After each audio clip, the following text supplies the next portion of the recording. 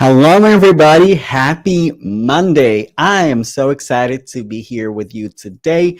So, as always, before we get into the topic today, and the topic today that we are talking about niche and specialization in tech. I can't speak today, this Monday. So, uh, so before we dive into the topic, housekeeping on Wednesday, as always. I'm hosting audio event, and we are going to talk about how software developers are leaving money on the table. So, if you have not registered yet, I definitely suggest you register. You definitely sign up and definitely join me on Wednesday at 5 p.m. Pacific time. So, like, I've been really enjoying my audio rooms with y'all. So it was really good. Also, if it is the first time we're connecting, my name is Eugene Perezing.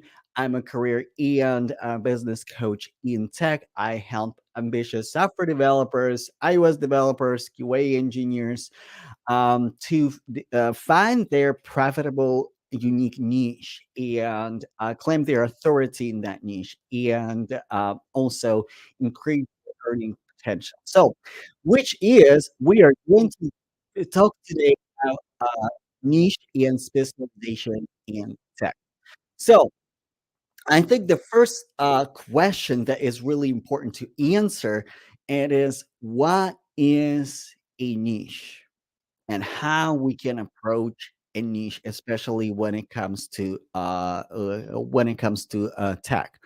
So, hello, Rashad. Hello from Pacific Northwest.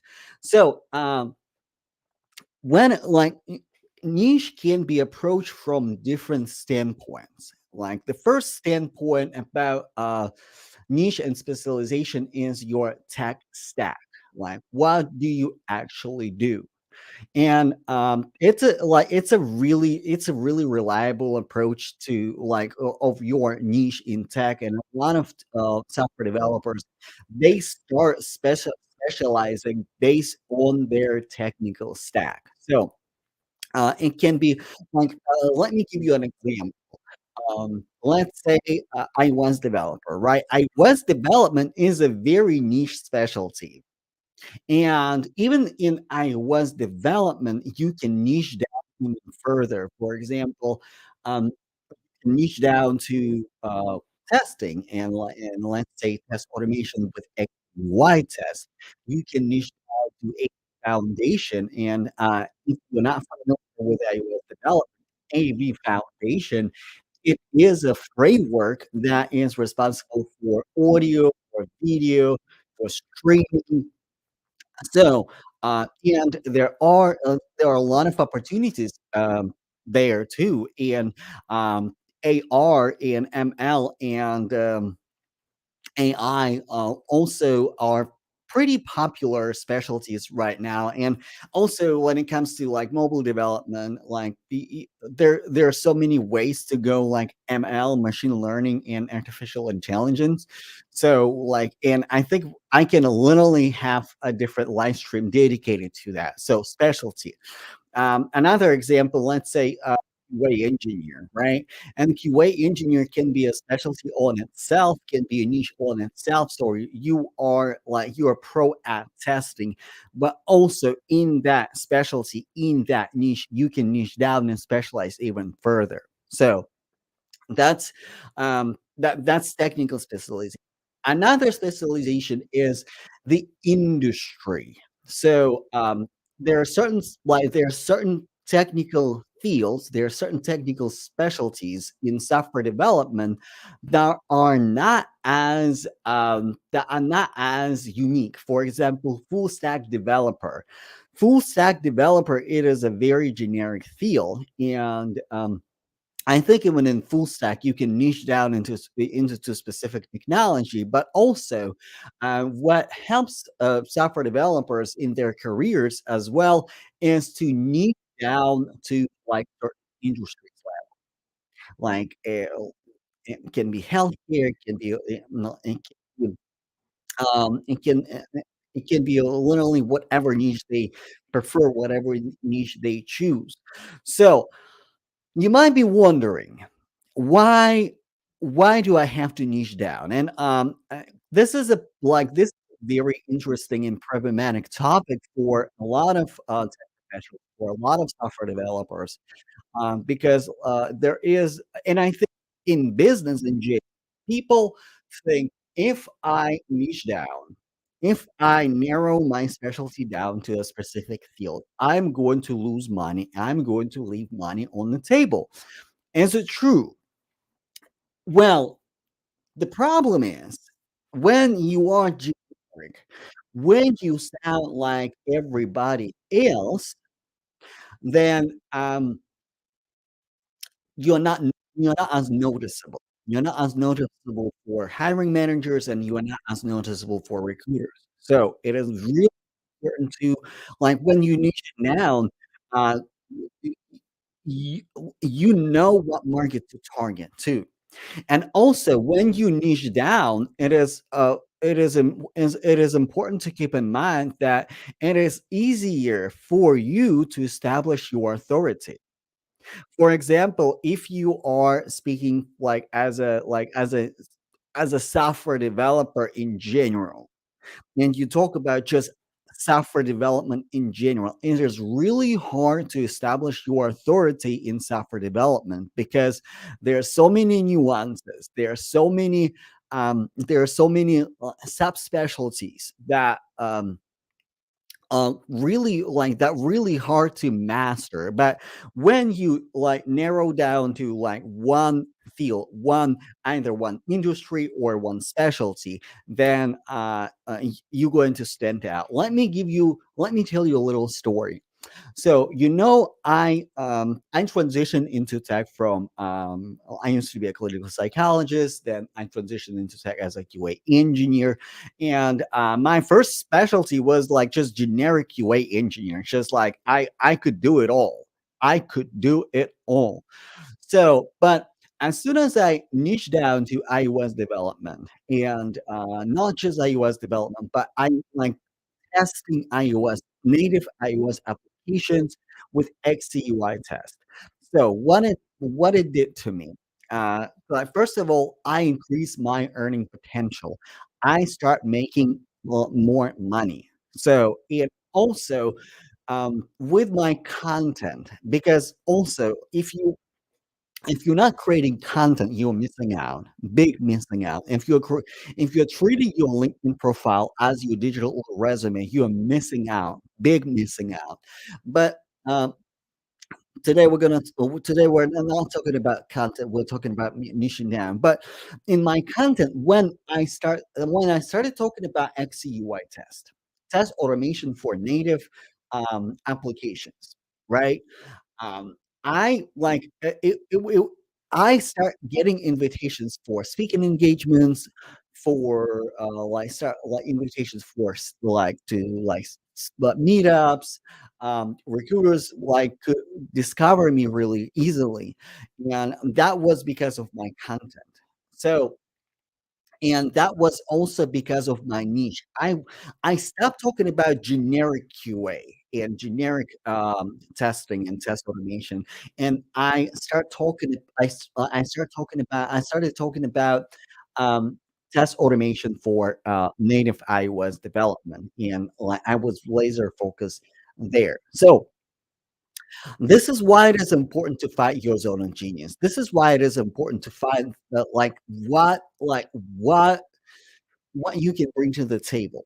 And it also, this is why it is important to establish your authority in your niche, because also you might have a niche. And I talk to a lot of software developers, and I talk to a lot of professionals, and a lot of them have like really good niches and really good specialties and really good like zones of genius that they can bring a lot to the table. But the problem is that like nobody knows about them in those niches. Nobody knows about them in those areas. So Let me pause right here. So I know it's Monday, and I know like everybody is waking up. But do you have any questions? Do you have any questions? Do you have any thoughts? Because like it's a niche. It is an important topic, but not not many software developers, not many professionals are um, um, know more about niche. So, so Rashad said, differentiate yourself in a crowded market and draw in specific client or job prospect tailored to your experience. Yes, like, um, so the market is indeed uh, competitive and I would say saturated for sure. So we have more software developers on the market. We have more like right now it is like definitely employer economy, so it is not a job seeker economy, at least not yet. So I really hope the tables will turn back around as it used to be. But when you have a lot of software developers who do exactly the same thing that what you do, the way you can stand out is by defining your niche really clearly and unequivocally. The way you can stand out is to define what you do and start putting yourself out there. Because right now, just like you know, like you can achieve success in many different ways. Like one way is to, yes, you can apply for a bunch of jobs. You can keep applying online and like hoping something will work out. And sometimes it does work out. But the most effective way that you can work it is through your strategy, selecting your niche, selecting what you're talking about, and even then you need, like for example, as a I don't know, like as a full stack developer, you can select a topic that you're talking about and start developing on that topic. And I promise you, when you're really clear on your niche, when you're really clear on your zone of genius, then it's it's really easy for other people to hear your expertise and to hear what you're talking about. Okay, we have a comment from YouTube. What kind of niches to specialize to stand down? Especially as a self-taught. Wonderful question. So if we're talking about iOS development is already a niche. If you want to add extra extra superpower, I don't know, like you can add, let's say, like UI and XUI test on top of that, so you can add to that as well. But um, well, I'm assuming you are an iOS developer because like I know I've seen you before on my live streams and when I was talking like about iOS development specifically. So iOS development is already a niche, and you can narrow down to like what you like about what you like about iOS development. For example, Swift UI. It is a specialization, so you can point out that you know Swift UI really well, and or let's say if like as at the beginning I was talking about AV Foundation. Like AV Foundation is a very niche area, and time to time I have recruiters coming to me asking, Lou, do you know AV Foundation? Can you do live streams? Like, can you develop live streams or like working with streaming software? So, because everything goes mobile right now, right? So, for example, I don't know if you're watching me on desktop or on the mobile, but you probably like if I have to guess, you're probably watching me on mobile device right now. And even a lot of my LinkedIn followers, you're watching me on mobile devices right now. So, and if it is an iOS, it is AV Foundation. So, one of the specialty in you said like especially for self-taught, you know, like you're like whether you are self-taught or not, it really doesn't matter, because people who have computer science degree, they have exact same problem. In fact, they have bigger problem, because people who graduate with the computer science degree, they have generic education, generic information about many different things. They know how to do back end, they know like they know how to do front end. They know they have really good foundation about like software development and coding in general. But what they're missing the level of specificity for the market. So no matter if you are self-taught, and I would argue that self-taught developers, they're a little bit more focused. So let's say React development, people learning React development, people learning iOS development, people learning pick a niche, right? Like Flutter. Flutter is another niche, right? Now, like when it comes to technical specialty, technical niches, but people with computer science degree, like they just have generic information, generic education. And me working with a lot of interns in the past, like I've seen people struggle, like, okay, like I don't know which team to choose, I don't know where, like which team to join, like back end or front end, or I like mobile, but like the back end is kind of cool and I can solve really interesting problems. So like really really good question. So keep your questions coming. And also, if you are if you were thinking, or if you've been thinking about mentorship in tech, coaching in tech, and would like to try it out and see if it is for you, and I have 30-minute mini coaching sessions available. So what you can do, you can send me a DM message here on LinkedIn.